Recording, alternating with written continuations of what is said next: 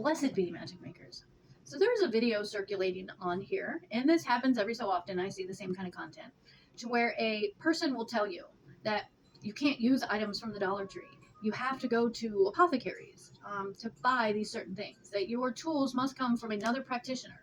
So here's my take on this. Number one, the original use, let's read, the original use of an apothecary. Apothecaries originally served as a branch of the medical system of apothecary, surgeon, physician, which arose in Europe in the early modern period. They were chemists mixing and selling their own medicines and performed surgeries, training apprentices for surgeons and midwifery, and concocting medications. They also controlled the trade of tobacco, which was imported as a medicine. Apothecaries were involved in the medical system of their time, offering a range of services that are now performed by other specialists, practitioners, such as surgeons and obstetricians. So that's number one. Number two, I could have $160 worth of items on my altar and still not be able to perform one working with a tangible outcome. A chalice is a cup until I put the intended intention into that chalice and make it a sacred item.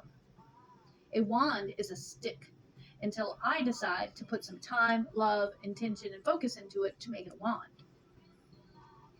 It is not the tools behind the practitioner that your magic and your abilities and your power comes from. It is the magic that lies within you. These items are tools. I know people that are not witches, practitioners, and they collect crystals because they like them and they're pretty. Rosemary in a cauldron or used to dress a candle carries the correspondences and the properties of, say, protection. But to a person who's not a witch, in the kitchen, it's used to add flavor when cooking. It is what is in the practitioner that puts the intention into these items that are tools. You can go into your backyard and find the items that you need to do particular workings. Soil is for stability. Rocks for solid foundations.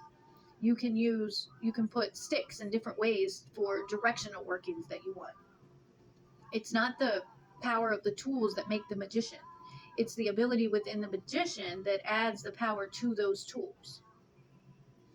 Some of my most powerful workings came when I had no money at all to spend, because it came out of a deep emotional need or desire to create something tangible. So witchcraft doesn't have to cost you anything. It can if you want to go that way. I have a whole lot of tools. But my power and ability and faith doesn't come from those tools. It comes from what lies in here. Even in the Christian faith, a Bible has authority because the Christians believe that the words in that book carry authority. But they're just words in a book, just like a spell book. When you hold power to those words, then it becomes something. So if you have only been able to afford to go get your candles from the Dollar Tree and it's working for you, then continue to get your candles from wherever you've been getting them. From the Dollar Tree. If you're going to the grocery store to get rosemary, bay leaves, basil, cinnamon sticks, honey, vanilla, if you buy your roses from the store, there's about 5 or 6, well, with all the items I mentioned, there's probably about 10 different spells you can do with just that. You can get ground up sage, you can get all kinds of things. Cloves. You don't have to go to an apothecary and buy something that's 3 times more expensive. You are the altar. You are the power and the magic. It lies within you. And I want to add that if the person that's telling you that you have to buy certain items from an apothecary, I would also be curious as to wonder if they themselves have said apothecary. Any real teacher or mentor is going to teach you to first use the abilities that lie within you and use what you have. Witchcraft requires no money to start. It requires no money to learn. Yes, it can. All of these things can cost money. And I love supporting smaller businesses. But not having enough resources to go and find, sometimes they're not located in your area, find these apothecaries doesn't affect your abilities or your magic. So you don't have to wait for the right moment or the right dollar amount to enhance your practice, to go deeper in the craft, or start being the amazing witch that you already are.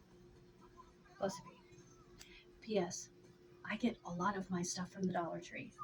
A lot of it. my little spring altar in my one video, if you go look at it, that whole little altar set came from items that I got from the Dollar Tree. The magic is within you, not in your wallet.